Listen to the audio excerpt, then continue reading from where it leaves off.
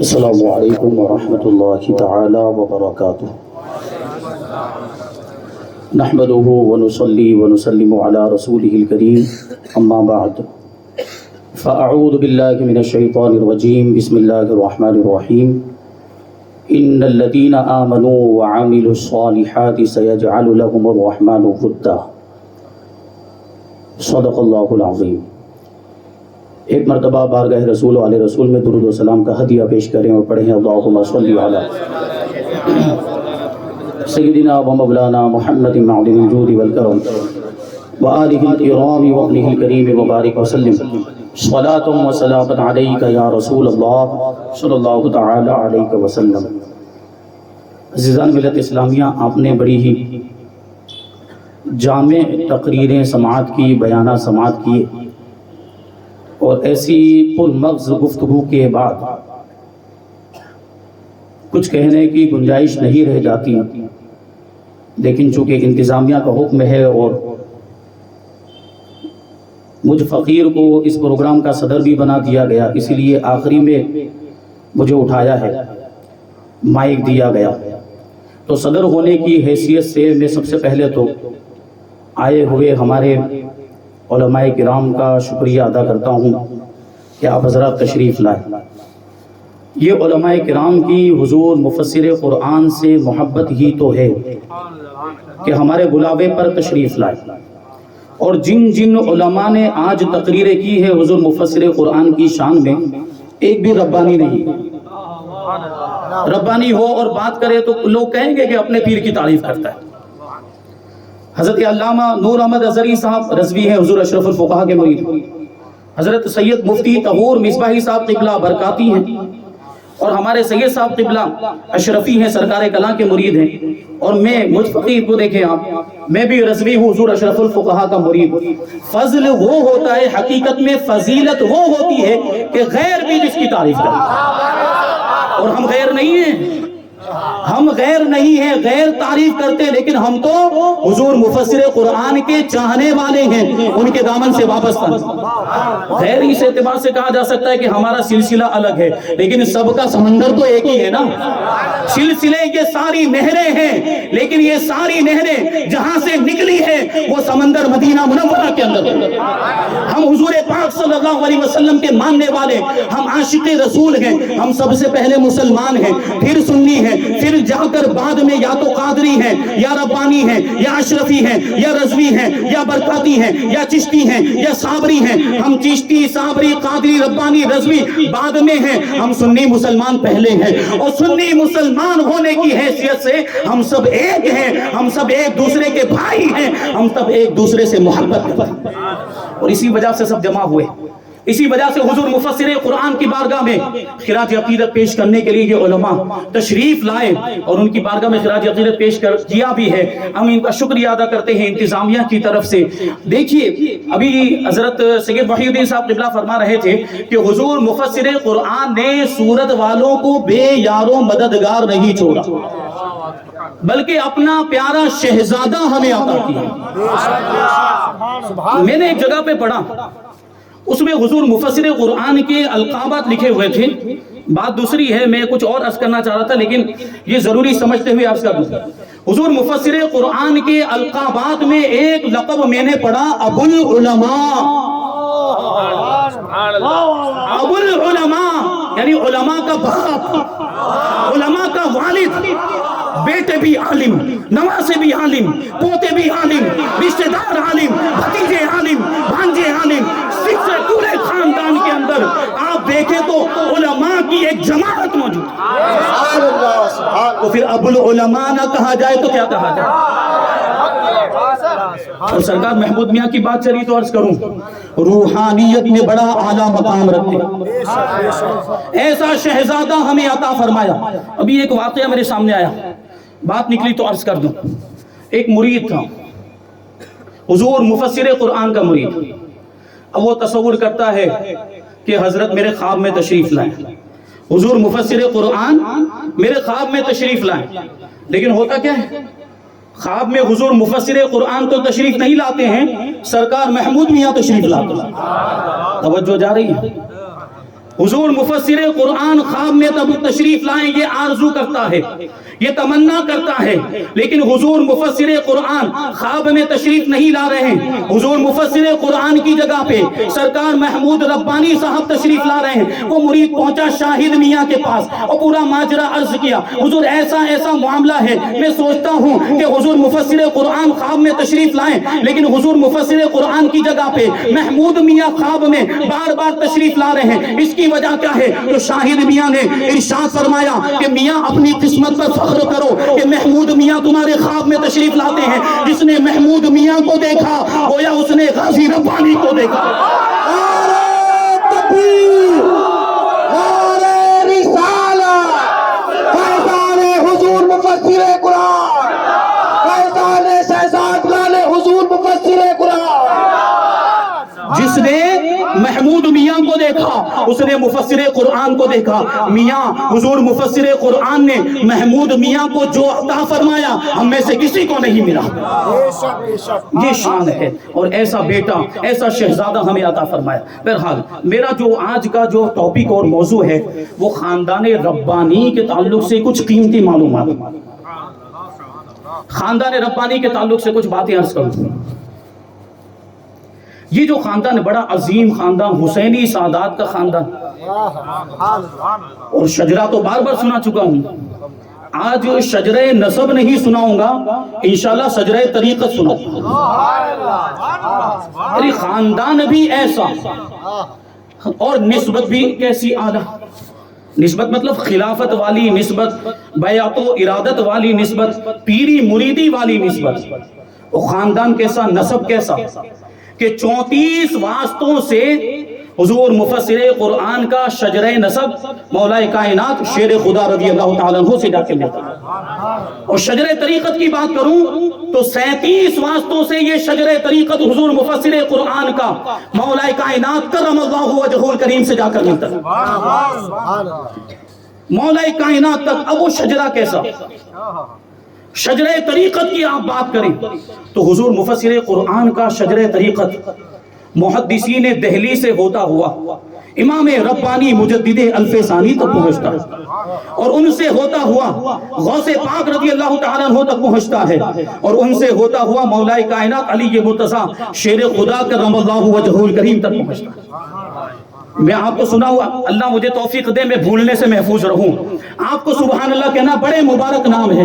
حضور مفسر قرآن سید غازی ربانی، یہ خلیفہ ہیں اعلیٰ حضرت سرکار ربانی سید محمد عبدالرب رحمت اللہ تعالیٰ علیہ کے، اور وہ خلیفہ ہیں سرکار امانت علی رحمت اللہ تعالیٰ علیہ کے، اور وہ خلیفہ ہیں قاری عبدالرحمن محدث پانی پتی رحمت اللہ تعالیٰ علیہ کے، اور وہ خلیفہ ہیں حضرت شاہ محمد اسحاق محدث دہلوی رحمت اللہ تعالیٰ علیہ کے، اور وہ خلیفہ ہیں حضرت شاہ عبدالعزیز محدث دہلوی رحمت اللہ تعالیٰ علیہ کے، اور وہ خلیفہ ہیں حضرت شاہ ولی اللہ محدث دہلوی رحمت اللہ تعالیٰ علیہ کے، اور وہ خلیفہ ہیں حضرت شاہ عبد الرحیم محدث دہلوی رحمت اللہ تعالیٰ علیہ کے، اور وہ خلیفہ ہیں حضرت شاہ عبداللہ دہلوی رحمت اللہ تعالیٰ علیہ کے، اور وہ خلیفہ ہیں حضرت شاہ آدم بنوری رحمت اللہ تعالیٰ علیہ کے، اور وہ خلیفہ ہیں امام ربانی مجدد الفسانی شیخ احمد فاروقی سرہندی رحمت اللہ تعالیٰ علیہ کے، اور وہ خلیفہ ہیں مخدوم عالم شیخ عبد الاحد کے، اور وہ خلیفہ ہیں شیخ کمال کیتھلی رحمت اللہ تعالیٰ علیہ کے، اور وہ خلیفہ ہیں حضرت سیدنا شاہ فضیل رحمت اللہ تعالیٰ علیہ کے، اور وہ خلیفہ ہیں حضرت سید گدا رحمان ثانی کے، اور وہ خلیفہ ہیں حضرت شاہ شمس الدین عارف رحمت اللہ تعالیٰ علیہ کے، اور وہ خلیفہ ہیں حضرت ابو الحسن سید گدا رحمان جمیل کے، اور وہ خلیفہ ہیں حضرت شمس الدین صحراوی کے، اور وہ خلیفہ ہیں حضرت سیدنا عقیل کے، وہ خلیفہ ہیں حضرت سیدنا بہاؤدین کے، وہ خلیفہ ہیں حضرت سیدنا عبد الوہاب کے، اور وہ خلیفہ ہیں حضرت شاہ شرف الدین رحمت اللہ تعالیٰ علیہ کے، اور وہ خلیفہ ہیں حضرت ابو بکر تاج الملت والدین شہزادہ غوث پاک حضرت سیدنا عبد الرزاق جیلانی رحمت اللہ تعالیٰ علیہ کے، اور وہ خلیفہ ہیں پیر پیرا میر میرا شاہ دینا سیدنا شیخ عبد القادر جیلانی غوث اعظم رضی اللہ تعالیٰ عنہ کے، اور وہ خلیفہ ہیں حضرت خواجہ ابو سعید مخزومی رحمت اللہ تعالیٰ علیہ کے، اور وہ خلیفہ ہیں حضرت شاہ ابو الحسن علی قریشی ہنکاری رحمت اللہ تعالیٰ علیہ کے، اور وہ خلیفہ ہیں حضرت شاہ ابو الفضل عبد الواحد رحمۃ اللہ تعالیٰ علیہ کے، اور وہ خلیفہ ہیں حضرت شیخ ابو بکر شبلی رحمۃ اللہ تعالیٰ علیہ کے،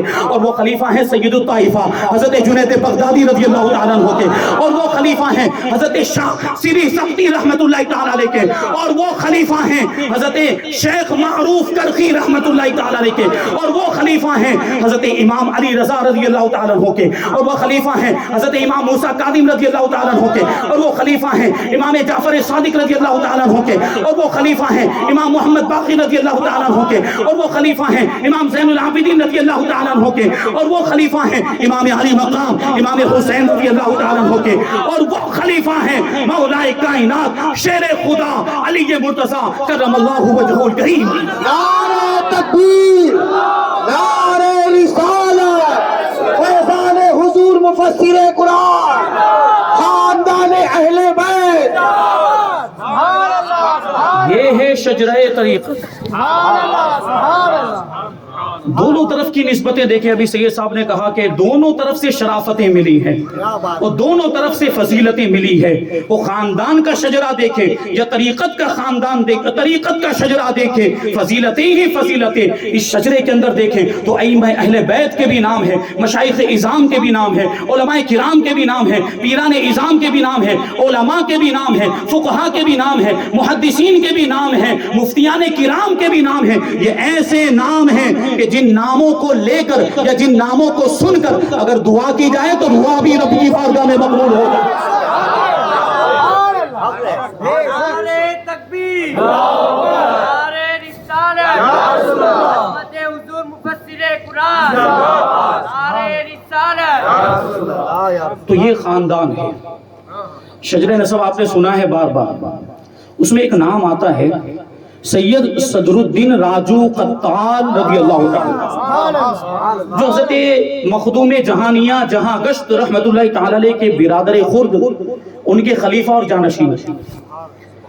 ویسے تو مخدوم جہانیہ جہاں گشت رحمت اللہ تعالیٰ علیہ خراسان سے تشریف لائے تھے، جو ایران میں موجود ہے، اس کا کچھ حصہ افغانستان میں موجود ہے اس وقت، اور ملتان کے قریب بہاولپور ضلع میں اوچ شریف ایک علاقہ ہے، وہاں پر آپ نے قیام فرمایا۔ حضرت مخدوم جہانیہ جہاں گشت رحمت اللہ تعالی، اور جہاں گشت کا مطلب ہی ہوتا ہے دنیا گھومنے والا، سیر و سیاحت کرنے والا۔ حضرت مخدوم جہانیہ جہاں گشت رحمت اللہ تعالی کی سیر و سیاحت بڑی مشہور ہے، پوری دنیا کا آپ نے چکر لگایا، دنیا کے مختلف علاقوں میں آپ تشریف لے گئے۔ تو یہ اوچ شریف جو علاقہ ہے بڑی مبارک جگہ، ملک عرب سے، ایران سے، خراسان سے، افغانستان سے، کہیں سے بھی، عراق وغیرہ سے بھی جو بھی اولیاء کرام تشریف لائے ہیں وہ اوچ کے راستے سے ہی تشریف لائے، اور وہاں پر آج بھی بہت سارے اولیاء کرام کے مزارات موجود ہیں۔ تو حضرت مخدوم جہانیہ جہاں گشت رحمت اللہ تعالی علیہ کا مزار پاک بھی وہیں پر موجود ہے، اور حضرت سید صدر الدین راجو قطال رحمت اللہ تعالی علیہ کا مزار پاک بھی وہیں پر بہاولپور ضلع جو پاکستان کے اندر بھی موجود ہے، اسی میں یہ جو علاقہ ہے اوچ شریف، وہاں پر ان کا بھی مزار پاک ہے۔ تو حضور مفسر قرآن خود لکھتے ہیں کہ حضرت مخدوم جہانیہ جہاں گشت رحمت اللہ تعالی علیہ کی سیر و سیاحت کی برکت سے آپ کے خاندان کی ایک شاخ، فاطمی اور حسینی سادات کے گھرانے کی ایک شاخ فتح پور ہسوا میں آباد ہوئی۔ فتح پور ہسوا یہ کہاں ہے؟ فتح پور، آپ لوگ باندہ شریف جاتے ہیں؟ فتح پور ہسوا یہ باندہ شریف سے تقریباً 100 کلومیٹر کے فاصلے پر، یہاں پر یہ خاندان سب سے پہلے آباد ہوا۔ سید صدر الدین راجو قطال رحمت اللہ تعالی علیہ، ان کی بات آ گئی، یہ راجو قطال کیوں کہا جاتا ہے یہ عرض کر دوں پھر آگے بڑھوں۔ راجو قطال، راجو کا مطلب ہوتا ہے راج کرنے والا، حکومت کرنے والا۔ تو چونکہ حضرت سیدنا صدر الدین راجو قطال یہ ظاہری بادشاہ تو نہیں تھے، ظاہری حاکم نہیں تھے، لیکن پورے شہر پر روحانی حکومت فرمایا کرتے تھے، شہر کے باشندوں کے دلوں پر راج کرتے تھے، اس لیے آپ کو راجو کہا جاتا ہے۔ اور قطال کیوں کہا جاتا ہے؟ قطال کا مطلب ہوتا ہے بہت زیادہ لڑنے والا۔ کس سے لڑتے تھے؟ کس سے لڑتے تھے؟ اپنے نفس سے لڑتے تھے۔ ریاضت و مجاہدہ اور نفس کشی ایسی کیا کرتے تھے کہ آپ کا لقب ہی ہو گیا قطال، یعنی نفس کو مارنے والا۔ یہ ہے سید صدر الدین راجو قطال رحمت اللہ تعالی۔ ابھی حضرت مخدوم جہانیہ جہاں گشت کی بات کریں تو ٹائم کم پڑ جائے گا، ایسی عظیم شخصیت حضرت مخدوم جہانیہ جہاں گشت، میں نے وہ ایک بیان میں حضرت سلطان مخدوم اشرف جہانگیر سمنانی رحمۃ اللہ تعالی علیہ کا جو سفر بیان کیا، جب حضرت مخدوم پاک رضی اللہ تعالیٰ عنہ دہلی میں تشریف لائے تھے تو دہلی میں آپ کی ملاقات حضرت مخدوم جہانیہ جہاں گشت سے ہوئی۔ یہ بزرگوں کے آپس کے تعلقات۔ تو بہرحال یہ خاندان اس طریقے سے فتح پور ہسوا میں آباد ہوا، فتح پور ہسوا۔ اب سوال یہ ہے کہ وہاں سے جو 100 کلومیٹر دور یہ علاقہ موجود ہے، وہاں سے باندہ میں کیسے تشریف لائے؟ تو اس کے بارے میں کتابوں میں لکھا ہے، بیان کرنے والوں نے بیان کیا کہ باندہ میں حضور مفسر قرآن کے خاندان سے، خاندان ربانی سے سب سے پہلے جو آ کر مقیم ہوئے وہ سرکار ربانی کے دادا جان مفتی سید دائم علی رحمۃ اللہ علیہ۔ آپ سب سے پہلے باندہ تشریف لائے، اور آنے کی وجہ کیا تھی؟ وہ باندہ کا جو نواب تھا، والی باندہ جس کو کہا جاتا تھا، جس کا نام تھا ذوالفقار علی، نواب ذوالفقار علی، اس کی تعلیم کے لیے مفتی سید دائم علی کو اسپیشل بلایا گیا تھا، اور آپ اس کو نواب کو تعلیم دے رہے ہیں، جو باندہ کا والی ہے، جو باندہ شریف کا حکمران ہے، یعنی ایک اعتبار سے وہ وہاں کا بادشاہ ہے، وہاں کا سلطان ہے۔ آپ نے نواب ذوالفقار علی کو جب تعلیم دی تو آپ کا لقب ہی ہو گیا استاذ السلطان، سلطان کا استاذ۔ تو یہ مفتی سید دائم علی رحمۃ اللہ تعالی علیہ سب سے پہلے یہاں پر تشریف لائے۔ سرکار امانت علی رضی اللہ تعالیٰ عنہ کی بھی یہیں پر ولادت ہوئی۔ اب کیا ہوا؟ اب یہ جو شجرہ طریقت ہے، آپ دیکھیں تو سرکار امانت علی کے بعد جو نام آیا ہے وہ قاری عبد الرحمن محدث پانی پتی رحمۃ اللہ تعالی، تو ان سے نسبت کیسے ہوئی؟ حلقہ ارادت میں کیسے شامل ہوئے؟ تو اس زمانے میں حضرت قاری عبد الرحمن پانی پتی محدث پانی پتی رحمۃ اللہ تعالی علیہ، ان کے جو پیر و مرشد تھے حضرت شاہ اسحاق محدث دہلوی رحمۃ اللہ تعالی علیہ، اور والی باندہ نے ضد کی تھی کہ سرکار امانت علی کو، یہ قاری عبد الرحمن پانی پتی کو باندہ میں رہنے دیا جائے، ان کو یہاں پر یہ رکھ دیا جائے تاکہ ان کے ذریعے سے یہاں پر علم کا فیضان عام ہونے پائے۔ تو قاری عبد الرحمن اس طریقے سے باندہ شریف میں رہنے لگے، اور سرکار امانت علی رحمۃ اللہ تعالی علیہ آپ کی بارگاہ میں حاضر ہو کر پہلے تو علم حاصل کیا۔ قاری عبد الرحمن محدث پانی پتی بڑی عظیم شخصیت، میں نے تو عرض کیا نا کہ سارے کے سارے جو شجر طریقت میں آپ نے نام سماعت کیے، اگر ایک ایک کا تذکرہ کرنے جائیں تو ایک ایک کے تذکرے میں ایک ایک گھنٹہ بھی گزر سکتا ہے۔ تو قاری عبد الرحمن محدث پانی پتی رحمۃ اللہ تعالی علیہ سے سرکار امانت علی نے فیض حاصل کیا، اور آپ ان کے مرید بھی بنے، حلقہ ارادت میں شامل ہوئے، اور جب درجہ کمال تک پہنچ گئے تو قاری عبد الرحمن محدث پانی پتی رحمۃ اللہ تعالی علیہ نے سرکار امانت علی کو اپنی خلافت سے بھی نوازا۔ اب یہ سلسلہ آگے بڑھا۔ یہ فتح پور ہسوا میں جو خاندان آباد ہوا تھا، حسینی سادات کا خاندان، ان کا شجرہ نسب اس طریقے سے سلسلہ قادریہ مجددیہ سے جڑا۔ قاری عبد الرحمن پانی پتی کی نسبت سے، ان کے واسطے سے، ان کے ذریعے سے آپ کا جو حلقہ شجرہ ارادت کہہ لیجئے یا شجرہ طریقت کہہ لیجئے، یہ اس طریقے سے سلسلہ قادریہ مجددیہ سے جڑا۔ آپ دیکھیں تو حضور مفسر قرآن نے خود لکھا ہے کتاب کے اندر، سرکار ربانی، کہ یہ خاندان 200 سال سے تقریباً فتح پور ہسوا یا کہہ لیجئے باندہ شریف میں جو آباد ہوا، حسینی سادات کا خاندان، اس خاندان کی تاریخ 200 سال سے زیادہ سالوں پر مشتمل ہے، لیکن فرماتے ہیں کہ ان 200 سال کے اندر بہت سارے ارباب فضل و کمال، ارباب علم و دانش، جامع شریعت و طریقت اور بڑی بڑی روحانیت میں اعلیٰ مقام رکھنے والی شخصیات اور ہستیاں بھی ہوئی، لیکن جو کمال اور جو خوبیاں اور جو فضائل اور جو صفات حمیدہ اللہ تبارک و تعالیٰ نے حضور سرکار ربانی کو عطا فرمایا وہ کسی اور کو نصیب نہیں۔ سرکار ربانی رضی اللہ تعالیٰ عنہ شریعت اور طریقت کے سنگم، اور اللہ تبارک و تعالیٰ نے بے شمار فضائل و کمالات عطا فرمائے۔ تو حضور مفسر قرآن سرکار ربانی کے بارے میں کہہ رہے ہیں کہ پورے خاندان کے اندر سرکار ربانی جیسا کوئی نہیں ہوا۔ اب ہم آگے بڑھیں، سرکار ربانی کے بعد سرکار ربانی کے بعد ان کے اخلاق و کردار کا آئینہ دار ان کی سیرت و صورت کا عکس و پرتو، ان کی عادت و اطوار کا سچا جانشین اگر کوئی ہوا ہے وہ سید غازی ربانی ہے۔ اسی لیے تو پورے خاندان میں کسی اور کو ثانیہ سرکار ربانی نہیں کہا جاتا، ثانیہ سرکار ربانی اگر کسی کو کہا جاتا ہے حضور مفسر قرآن کو کہا جاتا ہے۔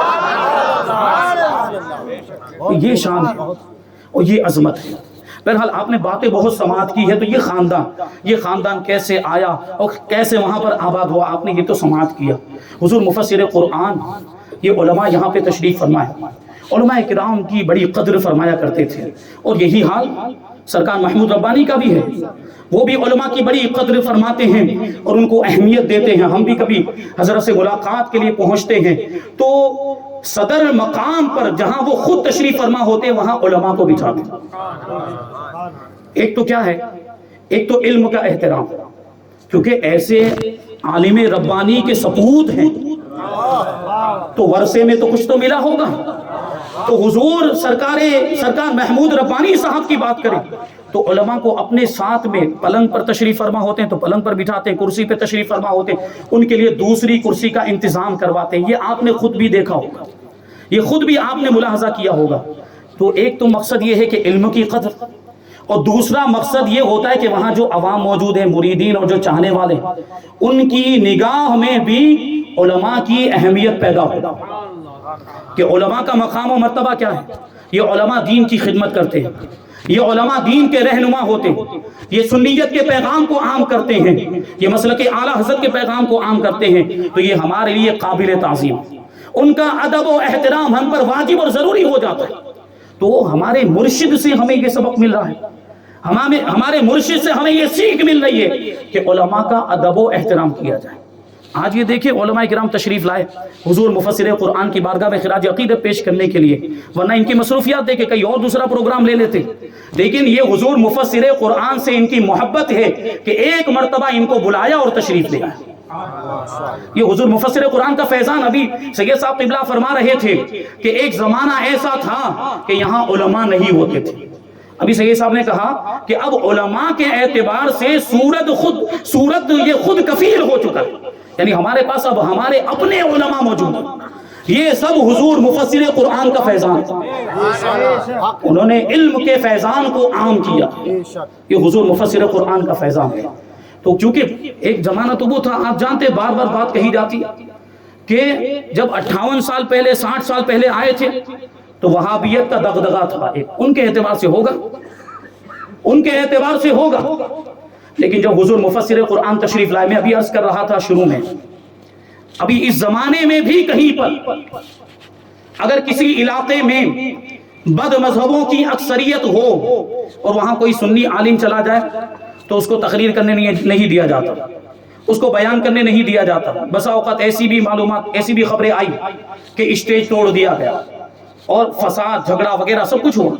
اب آپ سوچیں کہ اس زمانے میں یہ ہو رہا ہے تو حضور مفسر قرآن جب پہلی مرتبہ سورت میں تشریف لائے تھے تب کیسا ماحول ہوگا، اور پوری فوج لے کر نہیں آئے تھے کہ وہ فوج کے ذریعے سے مقابلہ کرتے، اکیلا تنے تنہا علی کے گھرانے کا یہ شعر میدان میں اترا، وہ اسی خاندان کا روب و دبدبا تھا کہ یہ وہابی کتے میدان چھوڑ کر بھاگتے چلے گئے، گلی گلی میں کوچے کوچے میں جا کر حضور مفسر قرآن نے بیانات کیے، آپ کے خطابات ہوئے ہیں، سنیوں کو جو گمراہ ہو رہے تھے ان کو سمجھایا کہ سنیت ہی کامیابی کی دلیل ہے، مسلک اعلیٰ حضرت ہی کامیابی کی دلیل ہے۔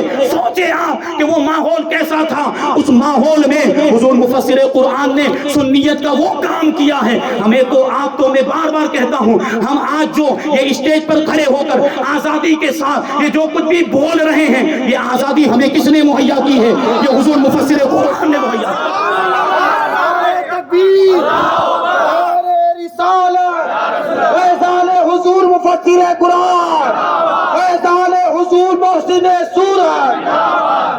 کئی مساجد، کتنی مساجد تو ان کے قبضے میں تھی، کئی مساجد ایسی تھی جن میں دیوبندی امام سنی بن کے امامت کر رہا تھا، حضور مفسر قرآن نے سارے ایسے منافقین کا پردہ فاش کیا، سارے ایسے منافقین کا پردہ فاش کیا ہے اور لوگوں کو بتایا ہے کہ سنیت کیا ہے، عشق رسول کیا ہے، اور ہزاروں لاکھوں کو توبہ کروائی، کتنے غیر مسلموں کو کلمہ پڑھا کے مسلمان بنایا اور لاکھوں کو عاشق رسول بنایا۔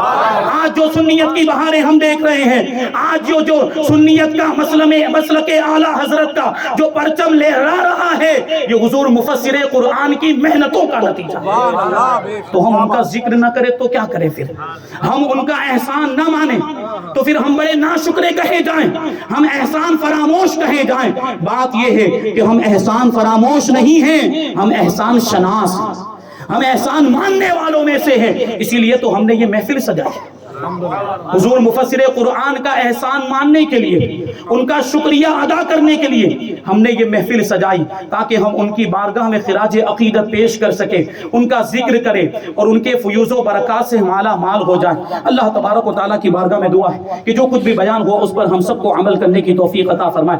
حضور مفسر قرآن کے بتائے ہوئے چلے ہوئے طریقے پر ہم سب کو چلنے کی توفیق عطا فرمائے۔ سنیت پر، مذہب اہل سنت پر، مسلک اعلیٰ حضرت پر ہم سب کو قائم و دائم رکھے اور اسی پر ہم سب کا خاتمہ فرمائے۔ اللہ والوں سے محبت کرنے کی توفیق عطا فرمائے، علماء سے محبت کرنے کی توفیق عطا فرمائے، علماء کی صحبت میں اٹھنے بیٹھنے، ان کی باتیں سن کر اس پر عمل کرنے کی ہم سب کو توفیق عطا فرمائے۔ وما علینا الا البلاغ۔ السلام علیکم۔ یا نبی